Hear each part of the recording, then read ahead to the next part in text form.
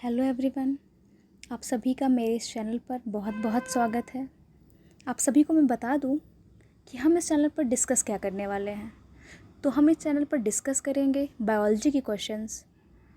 कौन से एग्ज़ाम के लिए?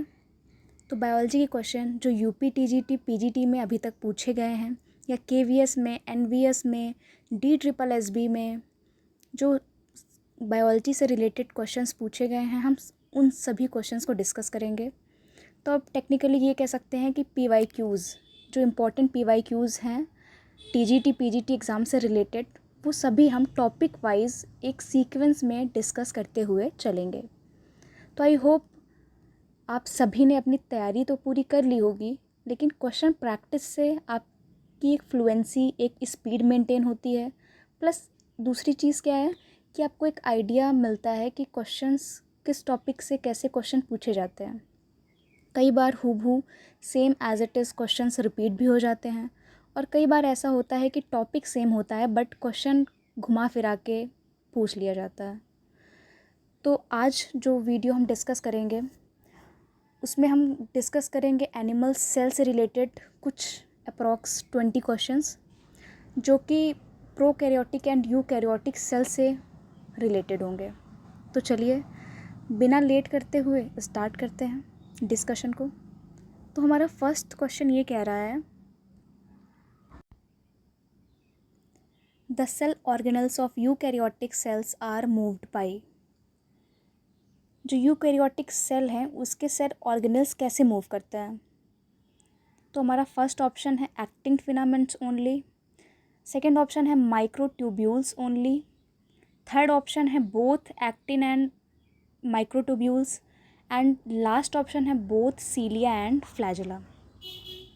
तो देखिए फर्स्ट ऑप्शन में केवल एक्टिन फिलामेंट्स दिया हुआ है और सेकंड ऑप्शन में ओनली माइक्रोट्यूब्यूल्स दिया हुआ है। तो हमारा फर्स्ट और सेकंड दोनों ऑप्शन रॉन्ग हो जाता है।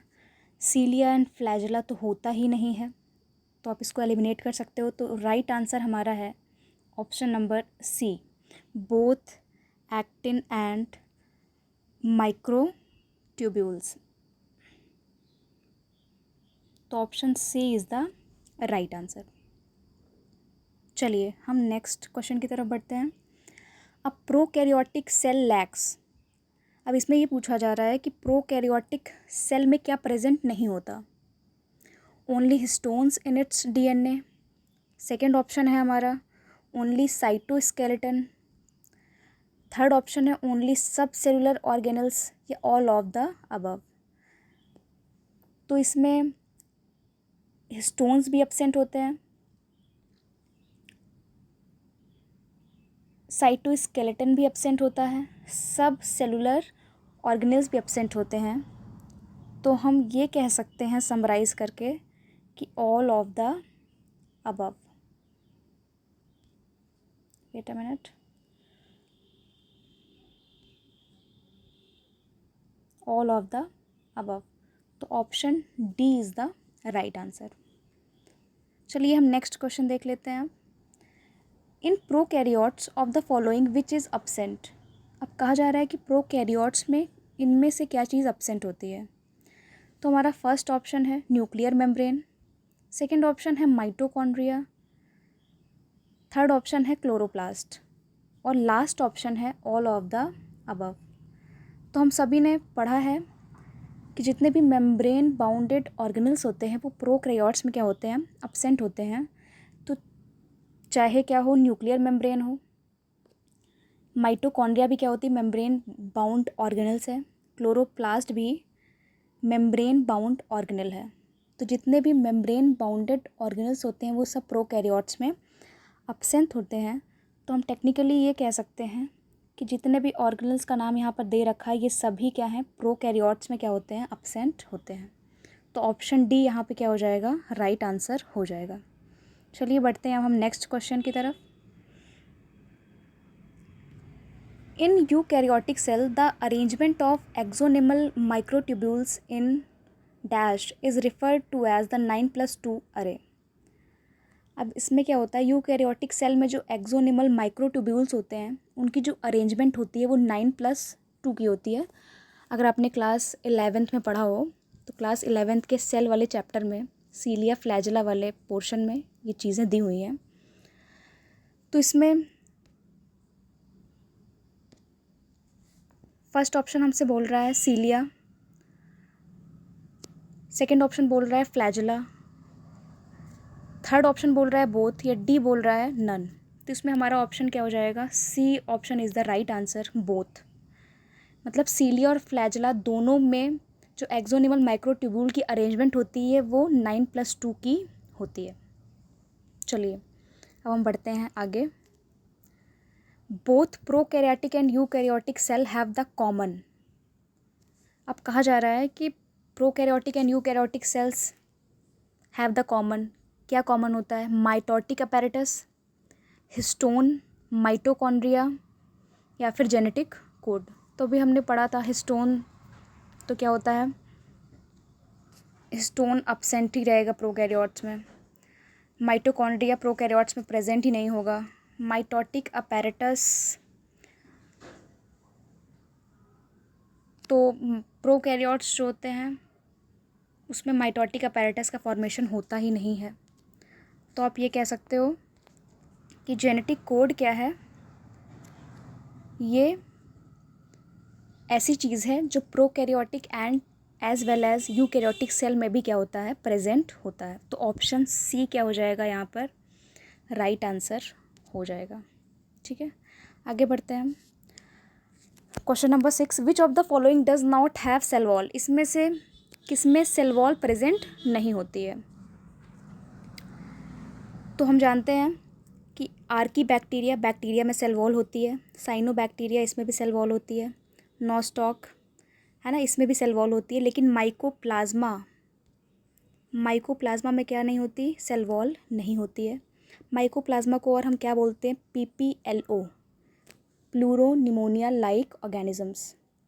ये सबसे क्या कह सकते हो आप? सबसे छोटी सेल इसको कंसीडर किया गया है। तो ऑप्शन सी क्या हो जाएगा? हमारा राइट आंसर हो जाएगा। चलिए नेक्स्ट क्वेश्चन देख लेते हैं। Which causes food poisoning due to consumption of raw eggs. अब इसमें ये कहा जा रहा है कि कौन कॉज करता है food poisoning due to consumption of raw eggs. कच्चा अंडा खाने की वजह से कौन कॉज कर देता है फूड पॉइजनिंग? तो फर्स्ट ऑप्शन हमारा ये है कि साल्मोनेला टाइफी, सेकंड है ई कोलाई, दूसरा है बैसिलस मेगाथ्रियम, और लास्ट है क्लॉस्ट्रिडियम बोटुलियम। तो हमारा राइट आंसर हो जाएगा ऑप्शन नंबर ए, साल्मोनेला टाइफी।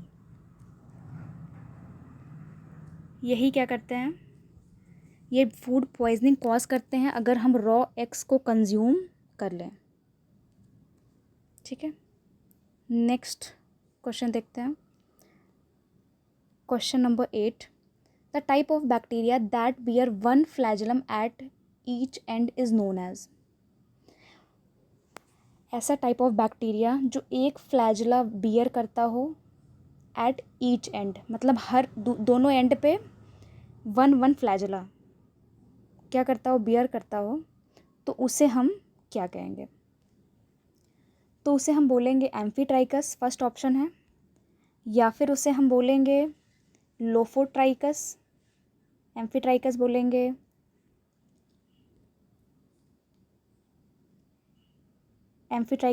या लोफोट्राइकस बोलेंगे, पेरीट्राइकस बोलेंगे, या फिर सिफेलोट्राइकस बोलेंगे।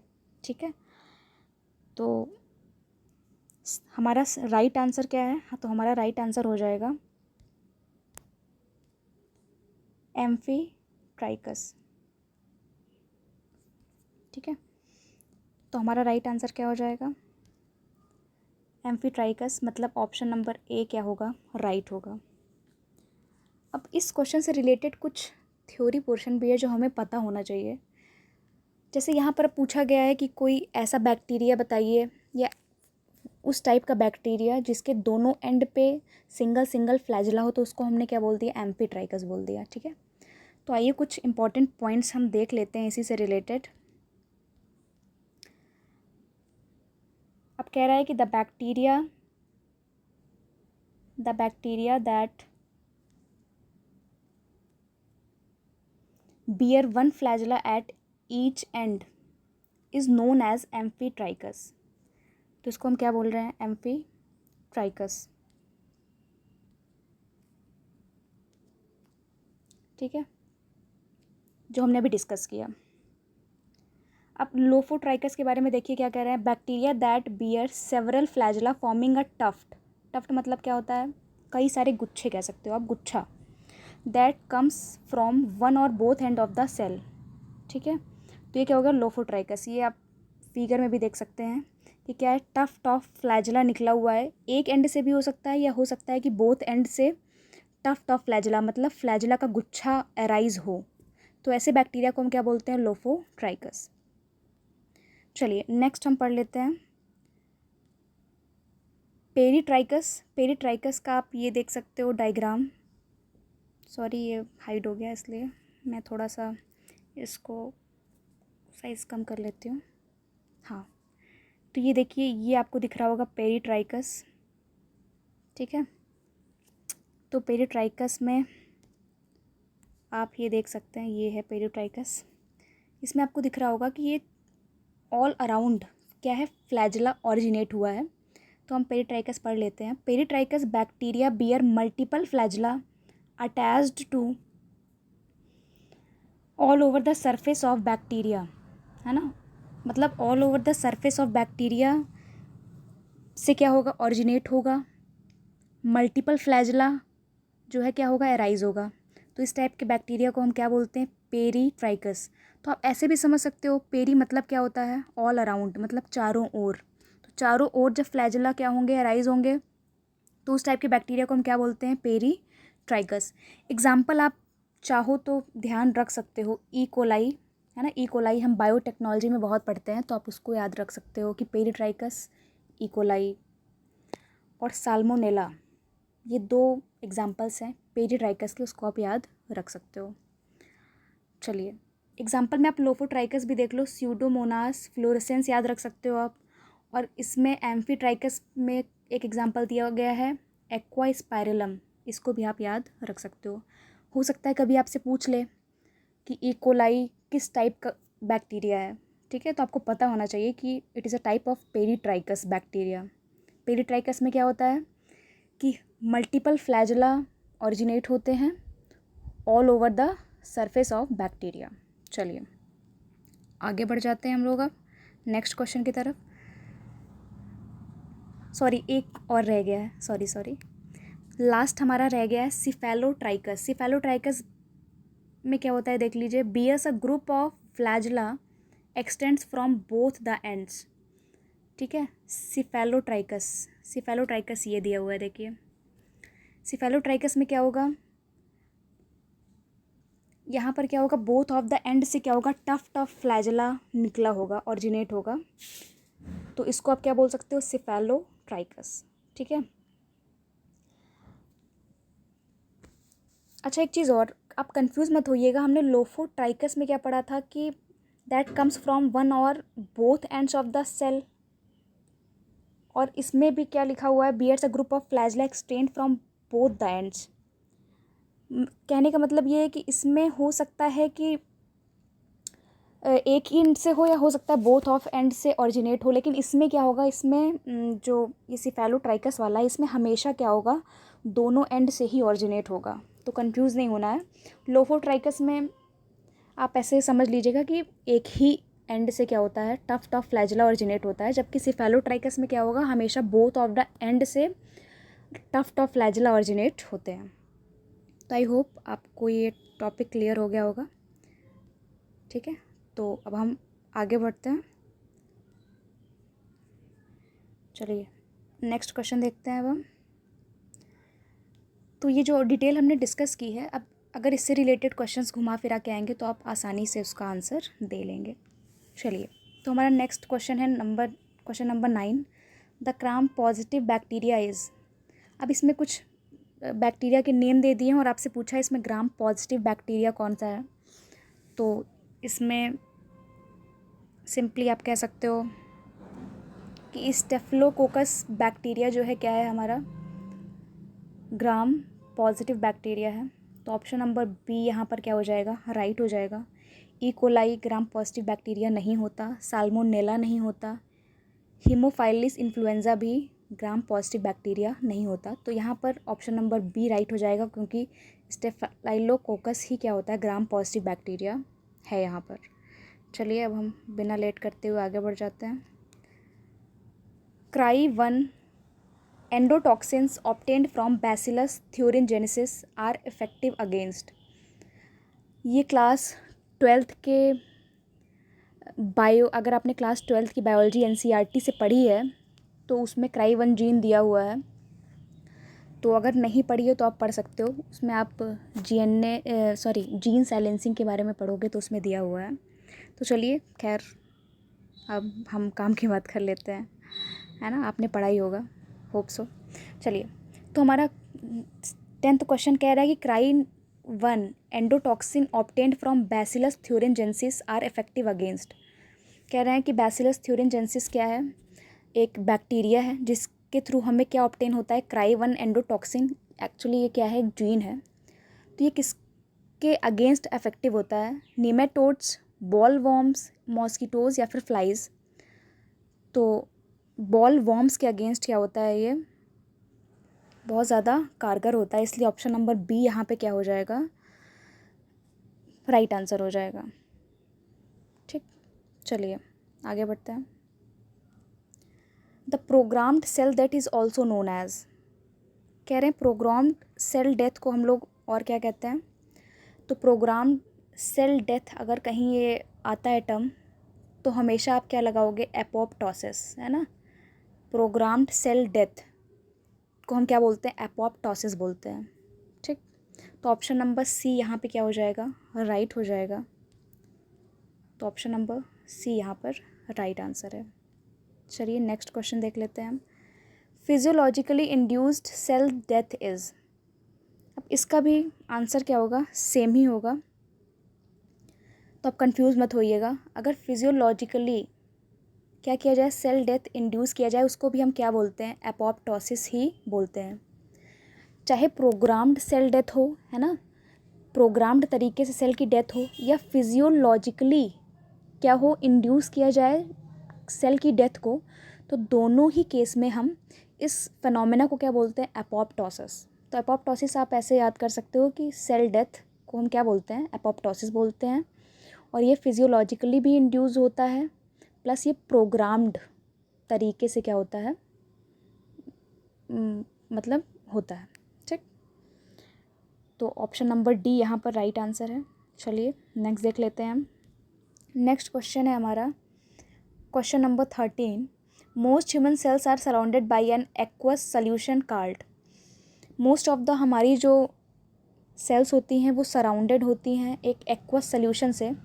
तो वो एक्वस सोल्यूशन पूछ रहा है हमसे, तो लिम्फ तो होगा ही नहीं।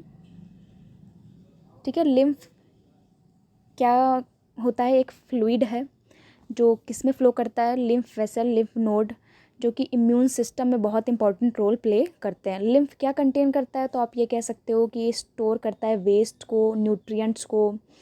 ठीक है, और क्या करता है, जो जो आप ये कह सकते हो फ्लूइड बैलेंस में बहुत इंपॉर्टेंट रोल प्ले करता है। तो ये होगा नहीं। प्लाज्मा तो हम ब्लड में पढ़ते हैं। सीरम क्या है, सीरम ये है कि जब हम ब्लड से सारे प्रोटीन्स को क्या करते हैं, रिमूव कर दें, एंटी कोगुलेंट जो प्रोटीन्स हैं जो ब्लड को क्या कर देते हैं, जमा देते हैं, तो उनको रिमूव कर दें, तो उसको हम क्या बोलते हैं, सीरम। तो हमारा ऑप्शन कौन सा बच जाता है, इंटरस्टिशियल फ्लूइड। तो यही हमारा क्या है, राइट आंसर है, बाकी सारे क्या हैं, रॉन्ग हैं। ठीक है, तो आप एलिमिनेशन मेथड का यूज़ करके भी राइट आंसर तक पहुंच सकते हैं। ठीक है, चलिए नेक्स्ट क्वेश्चन देख लेते हैं अब हम। Which is a free living nitrogen fixing bacteria. इसमें कह रहा है कि हमारे पास free living nitrogen fixing bacteria कौन सा है, राइजोबियम। तो इसमें आप ये देखो, राइजोबियम हो गया, क्लॉस्ट्रीडियम हो गया, ये भी फ्री लिविंग नहीं होता, ये भी फ्री लिविंग नहीं होता, स्ट्रेप्टोकोकस नहीं। तो हमारा राइट आंसर क्या हो जाएगा, एजोटोबैक्टर। तो option number A is the right answer. चलिए नेक्स्ट देख लेते हैं हम। नेक्स्ट है which is not an example of prokaryotic cell. तो इसमें बैक्टीरिया भी प्रोकैरियोट्स में आते हैं और माइकोप्लाज्मा प्रोकैरियोट्स में आएंगे, नॉस्टॉक भी क्या आएगा, प्रोकैरियोट्स में आएगा। ठीक है, ये सब प्रोकैरियोट्स हैं, लेकिन एक यहाँ पर प्रोकैरियोट नहीं है, वो क्या है, क्लोरेला। तो क्लोरेला नहीं है, इसीलिए इस क्वेश्चन का आंसर यही सही है। ठीक है, तो चलिए नेक्स्ट देख लेते हैं अब हम। नेक्स्ट क्वेश्चन है mesosomes are not associated with. Mesosomes किससे एसोसिएटेड नहीं हैं? तो सेल वॉल फॉर्मेशन, आपने पढ़ा होगा मीजोजोम्स क्या होते हैं, एक invagination finger like projection form हो जाता है, तो ये सेल वॉल फॉर्मेशन में हेल्प करते हैं। डीएनए रेप्लिकेशन में भी कहीं ना कहीं ये एसोसिएटेड हैं। रेस्पिरेशन में भी काम करते हैं, लेकिन प्रोटीन सिंथेसिस में इनका कोई काम नहीं होता। हमें पता है प्रोटीन सिंथेसिस में कौन रोल प्ले करता है, प्रोटीन सिंथेसिस में हमारा रोल प्ले करता है राइबोसोम्स। राइबोसोम्स कितने टाइप के होते हैं, 70S एंड 80S। ठीक है, तो 70S, वेट अ मिनट, इसको थोड़ा सा, and 80S, 70S and 80S। तो ये 2 टाइप्स के राइबोसोम्स हमारे होते हैं। तो राइबोसोम्स को हम इसीलिए और क्या बोलते हैं, protein factory of the cell, क्योंकि ये बहुत इंपॉर्टेंट रोल प्ले करते हैं प्रोटीन सिंथेसिस में। तो इसीलिए इस क्वेश्चन का आंसर यही सही है। तो हमारा राइट आंसर क्या हो जाएगा, हमारा राइट आंसर हो जाएगा ऑप्शन नंबर डी। चलिए हम नेक्स्ट देख लेते हैं question. Which is an autotrophic bacterium. अब इसमें पूछ रहा है कि इसमें कौन सा ऑटोट्रॉफिक बैक्टीरिया है। क्लॉस्ट्रीडियम नहीं है, एजोटोबैक्टर भी नहीं है, राइजोबियम भी नहीं है, तो आपका राइट आंसर हो जाएगा ए, नाइट्रोबैक्टर। नाइट्रोबैक्टर ही ऐसा बैक्टीरिया है जो ऑटोट्रॉफिक है। ऑटोट्रॉफिक मतलब ये क्या करेगा, फोटोसिंथेसिस करेगा। ठीक है, तो ऑटोट्रॉफिक मतलब खुद अपना फूड खुद सिंथेसाइज करेगा। ठीक है, चलिए नेक्स्ट क्वेश्चन देख लेते हैं अब हम। Structure made up of sphingolipid is. तो ऐसा स्ट्रक्चर जो स्फिंगोलिपिड से बना है, तो इसमें माइलिन शीथ, न्यूरोलेमा, डेंड्रोन, नेसस बॉडी, तो ये भी नहीं होगा, ये भी नहीं होगा, न्यूरोलेमा भी नहीं होगा। माइलिन शीथ किससे बनी होती है, स्फिंगोलिपिड से बनी होती है। नेजल्स बॉडी भी नहीं होती स्फिंगोलिपिड की, न्यूरोलेमा भी नहीं होता, डेंड्रॉन भी नहीं होता, केवल माइलिन शीथ ही एक ऐसा यहाँ ऑप्शन है जो स्फिंगोलिपिड से बना हुआ है। तो इसका राइट आंसर ऑप्शन नंबर ए हो जाएगा। चलिए नेक्स्ट क्वेश्चन देख लेते हैं। The sedimentation coefficient of ribosomes found in bacteria is. अब ये क्वेश्चन, ये आप एक क्वेश्चन आप सॉल्व करके और कमेंट में मुझे इसका आंसर देंगे, तो आई होप, तो एक तरीके से आप ये कह सकते हो ये आपका होमवर्क है आज का। चलिए नेक्स्ट क्वेश्चन देख लेते हैं अब हम। Most of the prokaryotic cells is not found. Most of the prokaryotic cell में क्या प्रेजेंट नहीं होता। तो देखिए प्रोकैरियोटिक सेल में न्यूक्लिक एसिड तो होगा ही होगा। ठीक है, न्यूक्लिक एसिड, राइबोसोम्स भी होगा क्योंकि प्रोटीन सिंथेसिस करना है, कार्डियोलिपिन भी होगा। तो most of the prokaryotic cell में क्या पाया नहीं जाता, तो आप ये बोलोगे कोलेस्ट्रॉल। ठीक है, कोलेस्ट्रॉल पाया नहीं जाता है। कोलेस्ट्रॉल मोस्टली किस में पाया जाता है, आप ये कह सकते हो यूकैरियोटिक सेल में मोस्टली पाया जाता है, प्रोकैरियोटिक सेल में नहीं पाया जाता, नहीं प्रेजेंट होता। ठीक है, तो इसका ऑप्शन नंबर ए क्या हो जाएगा, राइट हो जाएगा। चलिए नेक्स्ट क्वेश्चन देख लेते हैं अब हम लोग। Sympatric speciation occurs due to. Sympatric speciation किस वजह से होता है। तो फर्स्ट ऑप्शन है पॉलीप्लॉइडी, दूसरा है एन्यूप्लॉइडी, लास्ट है आइसोलेशन एंड थर्ड है आइसोलेशन एंड लास्ट है नन ऑफ द अबव। तो इसमें हमारा आइसोलेशन भी नहीं होगा, एन्यूप्लॉइडी भी नहीं होगा, नन ऑफ द अबव भी नहीं होगा, क्योंकि हमारा राइट आंसर क्या है, पॉलीप्लॉइडी। तो सिम्पैट्रिक स्पेशिएशन क्यों पाया जाता है, ड्यू टू पॉलीप्लॉइडी। तो अगर आपको पॉलीप्लॉइडी और एन्यूप्लॉइडी के बारे में भी फर्दर डिस्कशन करना हो तो आप कमेंट बॉक्स में लिख दीजिएगा, तो हम एक स्पेसिफिक वीडियो में इसके बारे में डिस्कस कर लेंगे। तो आज के लिए बस इतना ही। तो आज हमने कितने क्वेश्चन डिस्कस कर लिए, अप्रॉक्स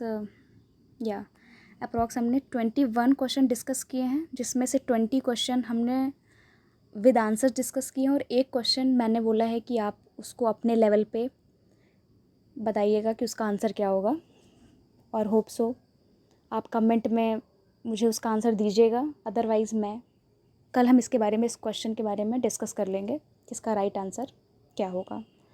बाकी अगर आपको वीडियो अच्छी लगी हो तो प्लीज़ वीडियो को लाइक करिए, चैनल को सब्सक्राइब कर लीजिए और वीडियो को ज़्यादा से ज़्यादा अपने फैमिली एंड फ्रेंड्स में शेयर कीजिए, ताकि जो भी एस्पिरेंट्स यूपी टीजीटी पीजीटी की प्रिपरेशन कर रहे हैं उनको क्वालिटी कंटेंट मिल सके, नंबर ऑफ़ इम्पॉर्टेंट क्वेश्चंस उनको मिल सकें, ताकि वो अपने पढ़ाई को, अपनी तैयारी को और मजबूत कर सकें, और वो क्या कर सकें, इम्पॉर्टेंट क्वेश्चन जो PYQs हैं उसको एनालाइज कर सकें, अपनी तैयारी को आंक सकें कि आपकी कितनी तैयारी हुई है। तो आई होप आपको ये वीडियो अच्छा लगा हो, और आई होप कि ये वीडियो आपके लिए बेनिफिशियल साबित हो। चलिए आज के लिए बस इतना ही, मिलते हैं कल एक नई वीडियो के साथ। तब तक के लिए हर हर महादेव।